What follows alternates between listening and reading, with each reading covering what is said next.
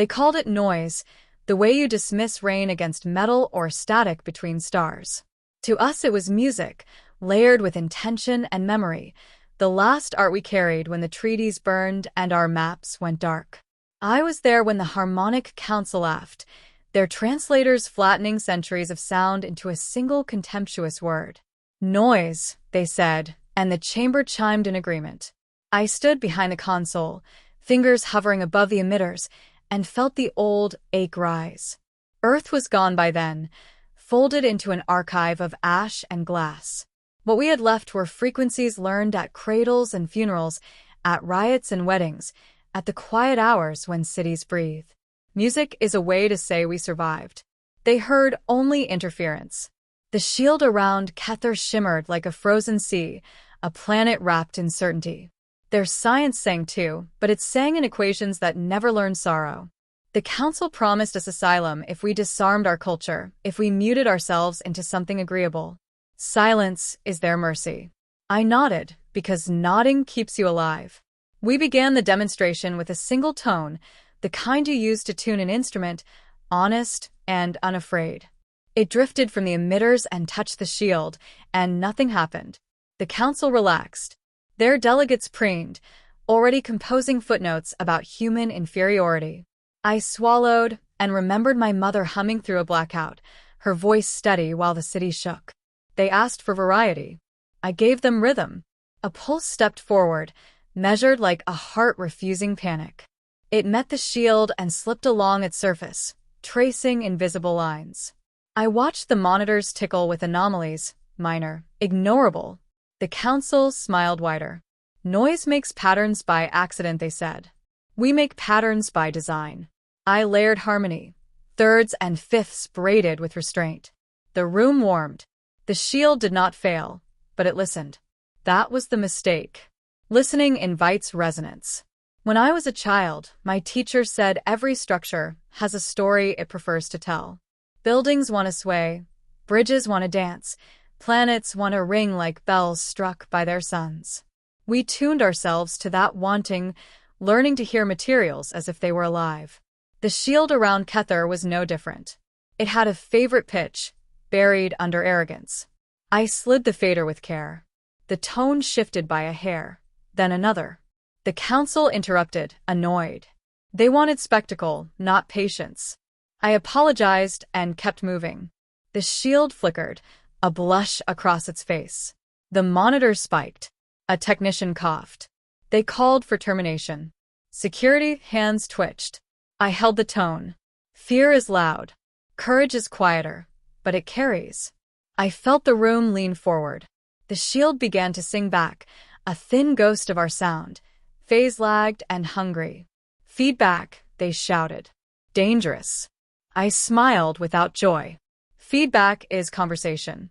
The first crack sounded like a sigh. Not a shatter, not an explosion. A surrender.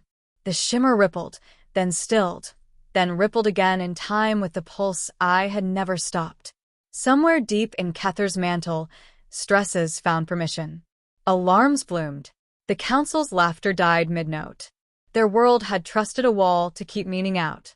We had brought meaning with us. I cut the feed. Silence fell, heavy as judgment. The shield steadied, wounded but standing. I raised my hands and waited for the verdict, knowing the song was now inside their planet, counting. I knew then that mercy would not arrive quickly. They would study the scars and pretend curiosity, while fear rewrote their laws. Outside the chamber, fleets waited, unsure whether to kneel or burn. Inside me, the pulse continued, a private metronome marking consequences. Music does not choose sides. It reveals them. As guards approached, I wondered which song they would become, and whether Kether would remember this day as an invasion or a warning, a lesson struck once, softly, and allowed to resonate until the planet decided who it wished to be. The verdict, whatever it was, would echo beyond the room, carried by vibrations no shield could ever fully silence across stars and patient years. I was detained in a room humming with borrowed gravity, a polite cage dressed as hospitality. Through a translucent wall, I watched Kether's shield from inside its shadow, a wounded Aurora stitched by drones and denials. The council convened again without me, voices bleeding through filters as if sound were suspect. They spoke of accidents and tolerances. I listened to the planet answer, a low murmur underfoot, and waited still. Time bent politely. Guards arrived with instruments, not weapons, curious and afraid. They asked me to explain the crack, to name a culprit frequency. I answered with stories instead, about lullabies and marches, about grief learning tempo. Their translators struggled, flattening meaning. Beneath us the murmur swelled, synchronized with the station clocks, as if the planet had learned to count. Each tick felt like agreement. Deeper tones followed. Soon enough, they brought scientists next, brilliant and brittle. We stood over graphs that pretended neutrality, while lines danced treacherously. I showed them how materials remember stress, how fields prefer certain embraces. One of them heard it then, eyes widening as the floor answered his breath. He whispered reverently, and fear turned to hunger. The council ordered secrecy, but secrets vibrate, seeking release. Kether listened with patience. Beneath our shoes. Always listening. I slept poorly, dreaming of oceans ringing like glasses. When the quake came, it was gentle, a reminder rather than a threat. The shield dimmed in sympathy. Evacuation sirens argued with protocol. I was escorted to the chamber again, where the council demanded compliance. Silence now, they said. I felt the pulse steady me. Silence would finish what sound began. I refused politely, breathing evenly.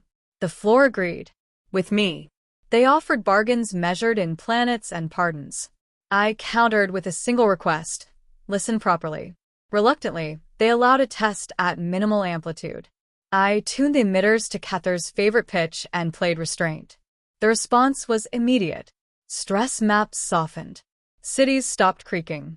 The shield thinned, not failing, but learning to bend without breaking. The council watched, unsettled, calculating costs. Below, the murmur smiled.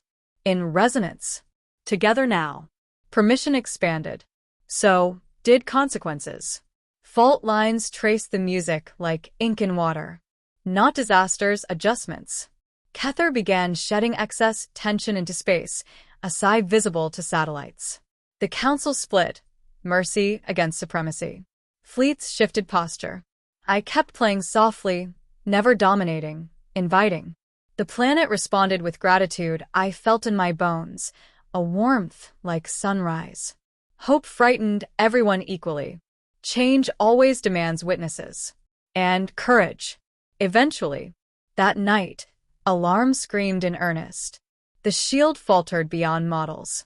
Someone had increased amplitude without consent. Blame sought a human shape. I ran toward the chamber as gravity hiccuped and the murmur roared. If the planet sang alone, it would tear itself open. I reached the console, knowing restraint must become guidance, or Kether would choose fire. My hands shook, steadying. The council shouted orders. Time thinned dangerously. Now. I cut external feeds and listened inward. The pulse steadied, a spine of rhythm through fear. I remembered Earth's last broadcasts, how we chose to sing instead of scream. Guidance meant teaching a world to breathe. I lowered amplitude and shifted phase, offering a handhold. The roar softened into chords. Cracks paused, undecided, awaiting trust. Around us, fleets held position. The council fell silent, watching. For the outcome. Together then. Stability returned like a held note finally resolved. Casualties were minimal, miracles framed as management. The council exiled me politely, a safeguard they could name. Yet Kether kept the lesson. I felt it as we departed, a gentle echo following our ship. The planet had learned restraint, and I had learned responsibility sharper than guilt. It hummed beneath decisions. Across stars, consequences gathered speed. Someone would push again.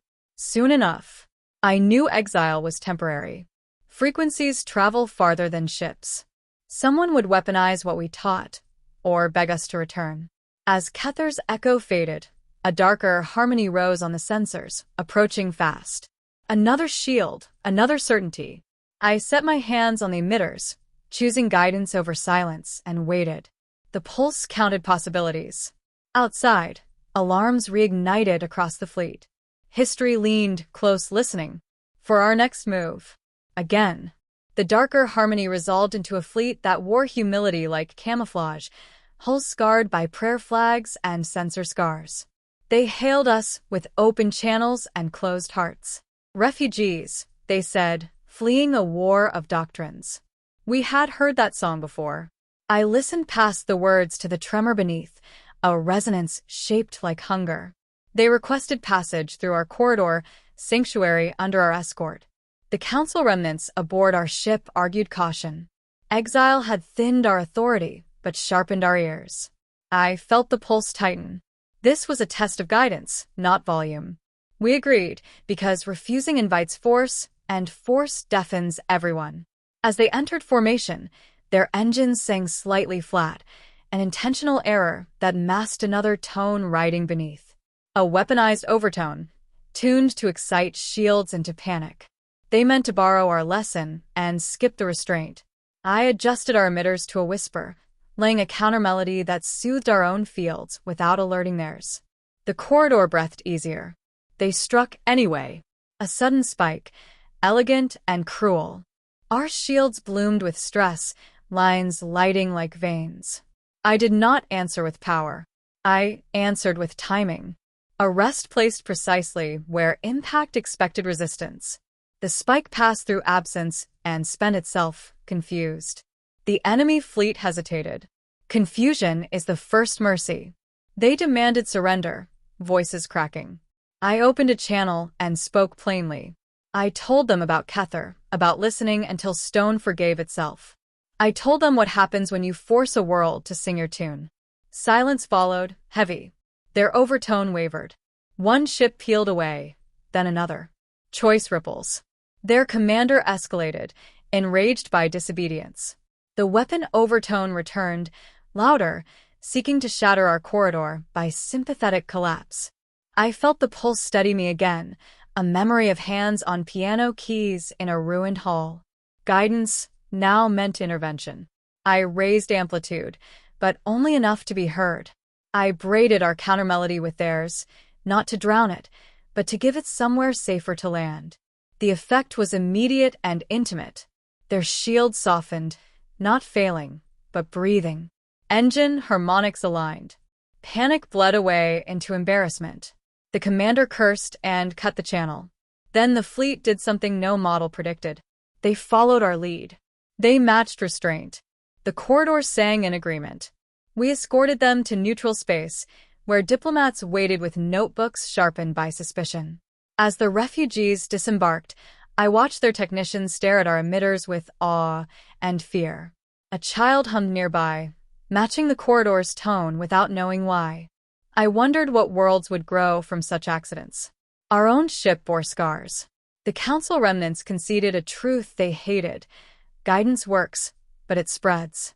You cannot teach listening without losing control of the song. They feared an arms race of resonance. I feared silence enforced by frightened powers. Between us lay responsibility, vibrating. That night, as repairs stitched us whole, I received a message encoded in subharmonics only a human ear would notice. Kether. The planet thanked us, simply, and warned of others experimenting without patience. Shields cracking. Mantles screaming. The galaxy had heard the lesson and rushed the chorus. We set a course toward the nearest scream. I slept with the pulse counting breaths, dreaming of bridges learning to dance. When I woke, the scream had a face on the view screen and a shield already trembling. I placed my hands on the emitters, knowing guidance would cost more each time, and that someone, somewhere, would decide noise was easier than listening. I felt the corridor answer with patience, a held breath before choice. Outside, stars jittered as sensors recalibrated to humility. I wondered how many worlds would fracture before learning restraint, how many artists would be called engineers, how many engineers would learn grief. The pulse did not judge. It counted. Somewhere ahead, a council would scoff, a shield would glitter, and a song would arrive carrying consequences. I set the tempo slower, bracing for resistance, and let the ship glide forward into the waiting dark. Hope thinned, resolve hardened, and the pulse marked time as if tomorrow were listening closely too. In silence, together, now. The shield ahead belonged to Lotties, a world wrapped in doctrine and denial. Their hymnals powered reactors. Their reactors enforced belief. As we approached, their lattice flared, already agitated by rumors. I felt the pulse tighten, warning without panic. Guidance would be hard here. They opened fire with sermons encoded as bursts, scripture hammered into amplitude. Our hulls sang back pain. I refused to match volume. I searched for the wanting beneath their certainty, the pitch a planet prefers when no one is watching. The emitters breathed softly. Nothing answered. Silence mocked me. Cities below glowed with ritual geometry, streets aligned to holy ratios. I remembered Earth choosing grid lines for convenience, then breaking them with parks. Lotties had never broken anything. Stress had nowhere to go. The scream rose again, closer now. I asked for parley. They answered with decree. I asked to listen. They called it heresy. The pulse slowed my hands. Listening does not require permission. I tuned downward, toward subharmonics that slipped past dogma. The shield trembled, then steadied, offended but curious. A fracture appeared on the night side, thin as doubt. The council remnants aboard my ship argued to strike decisively, end the threat. I shook my head. Ending teaches nothing. The fracture widened as choirs redoubled force. The planet resisted itself. I took a risk and broadcast memory instead of sound. Recordings of laughter, rain, labor songs, a mother humming through darkness. The signal rode carrier waves as texture, not melody. The shield hesitated, algorithms confused by meaning without notes. The fracture paused. On Lotties, riots ignited where faith met fatigue. Not rebellion, release. Old stone rang. I felt the planet answer at last, a buried tone waking sorely. It was low and patient. I matched it with restraint, offering a place to rest. The shield thinned, not failing bending. Their fleets froze, orders colliding. A single city powered down its reactors to hear better. That courage cascaded. Stress bled into space as auroral sighs. The screams softened into weeping. We stayed gentle. Then the extremists acted. A cathedral ship surged, amplifiers screaming for purity. They aimed at their own fracture, willing martyrdom. If it struck, Lotties would wring itself apart. I felt the pulse spike. Guidance now meant opposition. I raised amplitude sharply, cutting across their tone with a clean interval, a boundary. Not louder, clearer. The cathedral ship's field buckled, stunned by coherence. It drifted, engines muted. The extremists howled, suddenly small. Stability returned unevenly. Lottie survived, scarred but breathing. They would call it miracle or curse, depending on who wrote the history. We withdrew before gratitude could sour into dependence. The corridor hummed approval, weary. As we turned away, sensors caught a new pattern emerging across the sector, synchronized spikes like teeth. Someone was coordinating the screams, teaching shields to harden against listening. The pulse counted faster, anxious for the first time. I rested my forehead against the console, feeling the cost accumulate. Guidance leaves fingerprints. We had been seen. Ahead, the pattern converged on a system too dense to fail gently. I set a course, knowing restraint might not suffice, and that the next choice would demand a song I had sworn never to play again. The stars ahead dimmed as networks aligned, a silence engineered to resist resonance.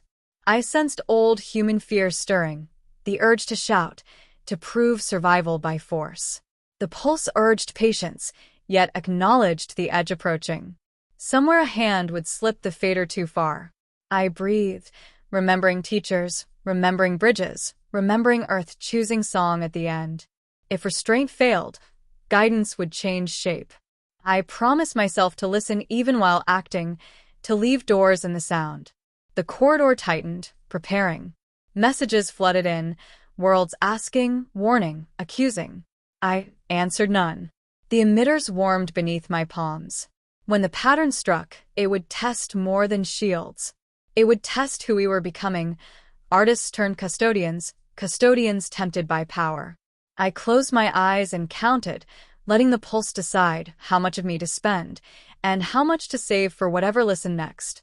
The choice waited, sharp, intimate, irreversible, balanced on a breath longer than courage allows from anyone here. The pattern struck like engineered quiet, a null wrapped in intent. Sensors dimmed, stars dulled, and every shield in the system clenched at once. I felt the pulse falter, not from fear but from choice arriving without margin. Restraint would be eaten. Guidance would be mocked. Only coherence could survive the silence. I played the forbidden song. Not volume. Not violence. Coherence shaped into inevitability. I aligned our emitters to the shared human memory of loss, the frequency grief settles into when it refuses to end. The sound was thin as wire and strong as bridges, a line you could walk without falling if you trusted it.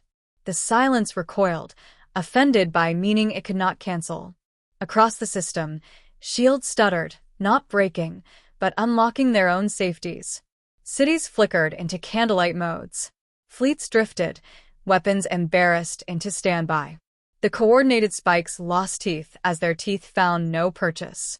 Someone screamed over comms, a raw human sound, and then stopped, listening. I held the line, hands burning, heart steady.